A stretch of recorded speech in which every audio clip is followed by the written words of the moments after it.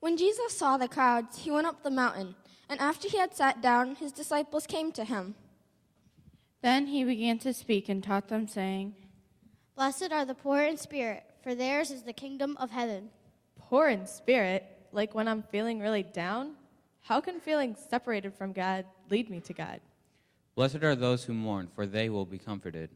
The best thing about sad times, like the death of my grandma, is feeling loved and supported by all my friends and family. Who knew that funerals could be so full of smiles and, well, fun? Blessed are the meek, for they will inherit the earth. I always think that meek sounds small and insignificant, like a mouse or something. I guess it is the kind, quiet person that God notices, rather than the obnoxious show-off. Blessed are those who hunger and thirst for righteousness, for they will be filled. I am always hungry, but for junk food, not righteousness. The verse means that those who are looking for God will find him, not eat him. Blessed are the merciful, for they will receive mercy. Being forgiving to others, even jerks who don't deserve it, is the right thing to do. Plus, we need to experience undeserving forgiveness ourselves at some point in our lives. Blessed are the pure in heart, for they will be called children of God. You know that person that never gossips and always does the right thing? All the time? I do, and it's not me. Blessed are the peacemakers, for they will be called children of God. How can our world leaders lead us into war when Christians are called to be the peacemakers? Or is war a way of making peace? Do you think peace is even possible? Blessed are those who are persecuted for righteousness' sake, for theirs is the kingdom of heaven. Did you know that there still are many countries in the world where people are not allowed to pray to God or practice their religion? Blessed are you when people revile you and persecute you and utter all kinds of evil against you, falsely on my account. Rejoice and be glad, for your reward is great in heaven. For in the same way they persecuted the prophets before you. I have friends who make fun of me for being a Christian. They think being a Christian makes me a nerd, but I'm okay with it. It's hard to make the right choices, you know? But I'm trying. Knock, knock. Hatch. God bless you. Yeah, I know. I'm sorry. My kids are going through this knock-knock joke stage, and so the vast majority of our communications over the past 48 hours have taken that form, including the whole drive to church this morning at 7:30. But what I'm not sorry about is that I asked God to bless you, because today is a day that's all about being blessed. It seems like we use that word, blessed, a fair amount in our everyday conversation, but how often do we stop and think about what that really means, to be blessed? There is, of course, the ubiquitous bless you when someone sneezes, a mantra that began in the Middle Ages to ward off fear of evil and death, because, of course, in that time period, if you sneezed, you might have the plague, and so they wanted God to bless you. Then there's the people who, when asked how they're doing, respond with something like, too blessed to be stressed. And sometimes that annoys me, when people are just that happy.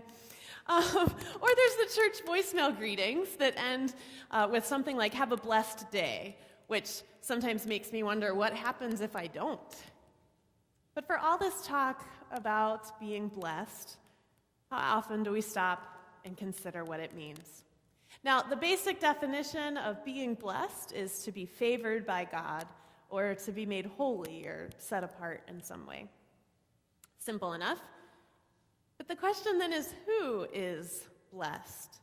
Who does God favor? It's interesting to think about the development of the idea of being blessed. In Greek, the word is makarios. In ancient times, makarios referred to the gods. In order to be blessed, you had to be a god. Gods had achieved a state of happiness and contentment that was beyond all cares and labors and even death.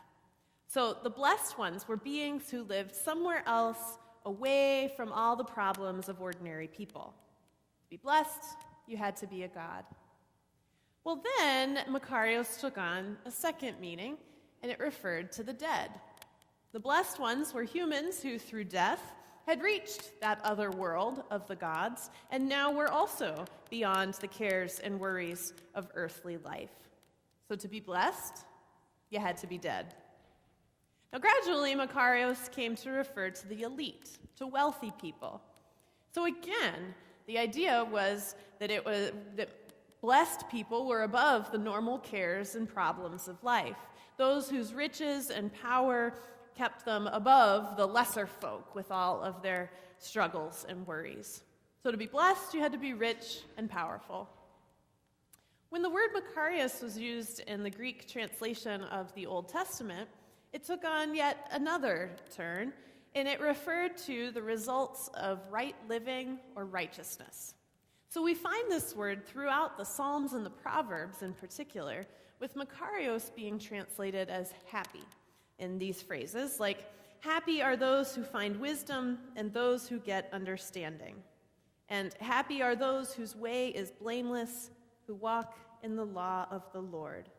So if you lived right, you were blessed.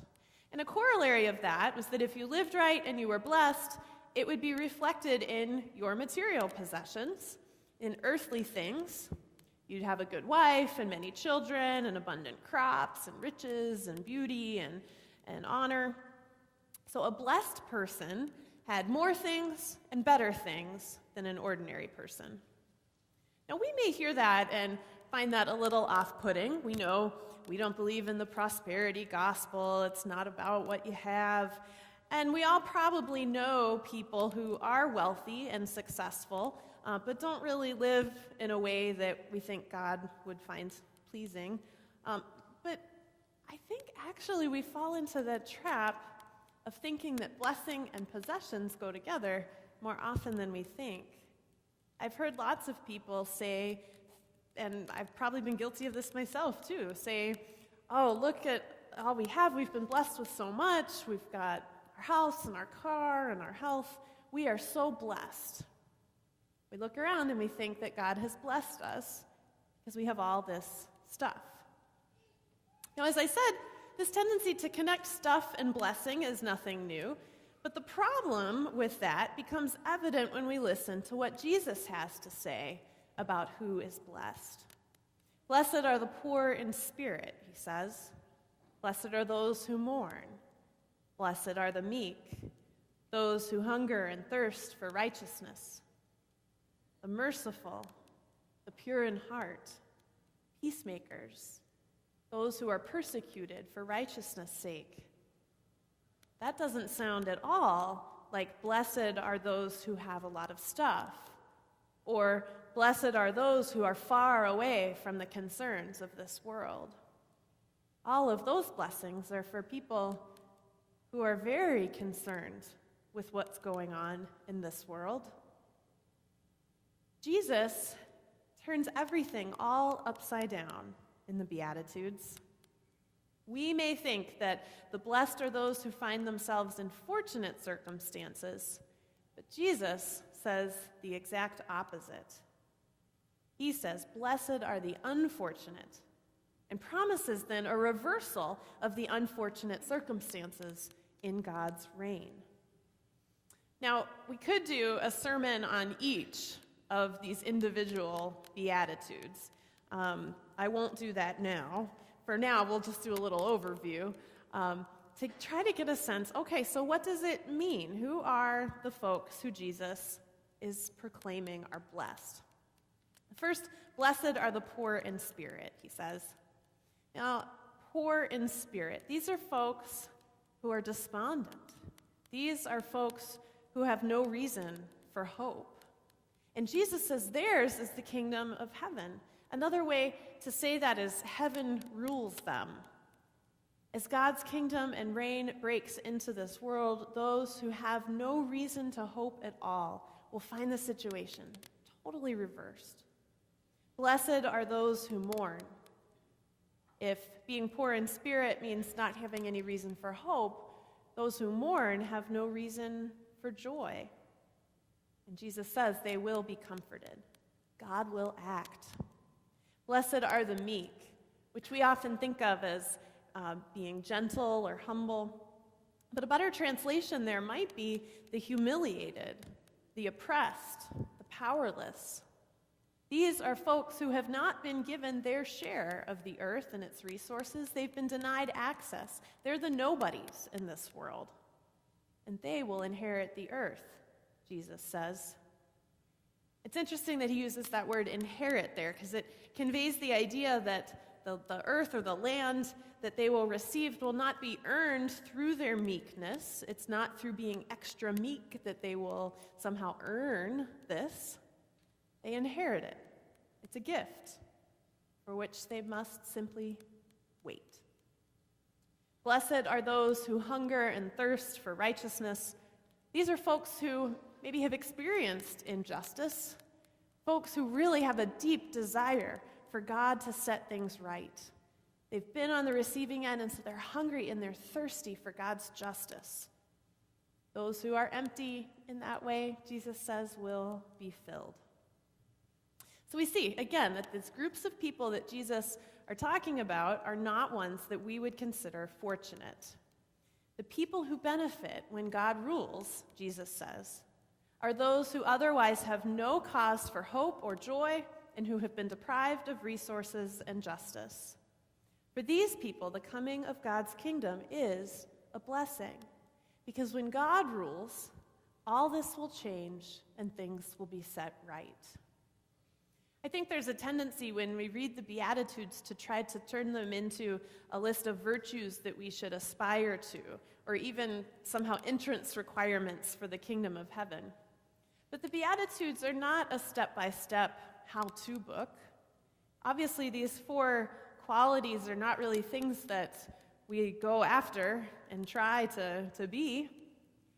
But these Beatitudes describe the nature of God's rule which is even now breaking into this world. The kingdom of heaven has come near, Jesus says. The Beatitudes, and in fact the entire Sermon on the Mount, are really illustrations or case studies for what life looks like in God's kingdom. And the second 4 Beatitudes continue this theme, but instead of proclaiming reversals for those who have found themselves in tough situations, they show us a little more about the way of life that results from encountering God's present and future reign. So the people who are declared blessed in the second 4 Beatitudes are those who help to bring to reality the blessings promised to others in the first half. Blessed are the merciful, those who seek to put right what has gone wrong in the world. Blessed are the pure in heart, which has to do with our integrity and our single-hearted passion for God. Blessed are the peacemakers, those who work for wholeness in a broken world. Blessed are those who are persecuted for the sake of righteousness or for the sake of justice, those who are committed to participating in what God is doing in the world. So when God's kingdom comes and God's will is done, no one will have to be poor in spirit, mourn, be meek, or hunger or thirst for justice. But everyone who is ruled by God and does God's will be merciful and pure in heart and committed to peacemaking and justice. And they will be blessed. So we see now that having a blessed life isn't necessarily the same as having a comfortable life.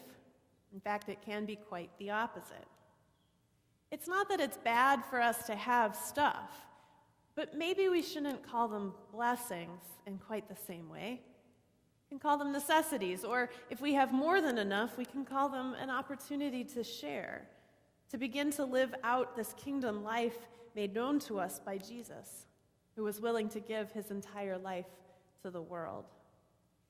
And we live this kingdom life not because we somehow want to climb up a ladder to get to God, to kind of earn our way there, but because we know that God has come down to us, even now is turning the world around and upside down, and we see signs of that in our own life together, and we know God is breaking into our world and coming down to us. There's a Jewish story in which the old rabbi says, in olden days there were men who saw the face of God. Why don't they anymore? A young student asked. Because nowadays, no one stoops so low, he replied. We don't typically aspire to be a lowly person, stooped down. We typically spend most of our lives trying to pull ourselves up. But according to this rabbi, it is those who are stooped low who see the face of God. It is those who are stooped low, according to Jesus, who are blessed by God. Thank God that we have a God who stoops low enough to reach even us. A God who breaks into this world to be with the lost and the least, to turn things around. A God who is willing to become so lowly that he sends his son to die on a cross and then to be raised up. Turn it all around again. Bring new life. Thank God that we have a God who loves to bless us. I think it's important as we go from here today for us to remember that God wants to bless us. And so we're going to do a little activity that we do at the end of confirmation each week, although I'm hearing not all the small groups do this. We'll address that. But our small group leaders are supposed to, at the end of our time, lead their groups of young people in blessing each other. And the way that we do that is we trace the sign of a cross on someone's forehead, and then there's a little blessing that they say to each other. So I want everybody to find a partner. It's going to be interaction time. Find a partner, a group of 2 or 3.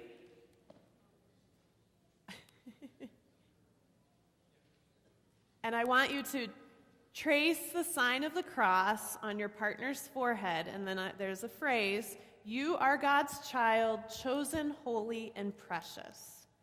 You are God's child, chosen, holy, and precious.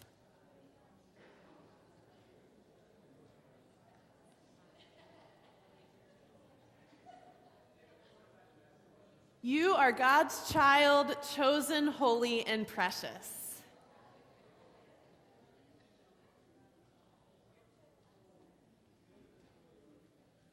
May we take this blessing with us as we go from this place.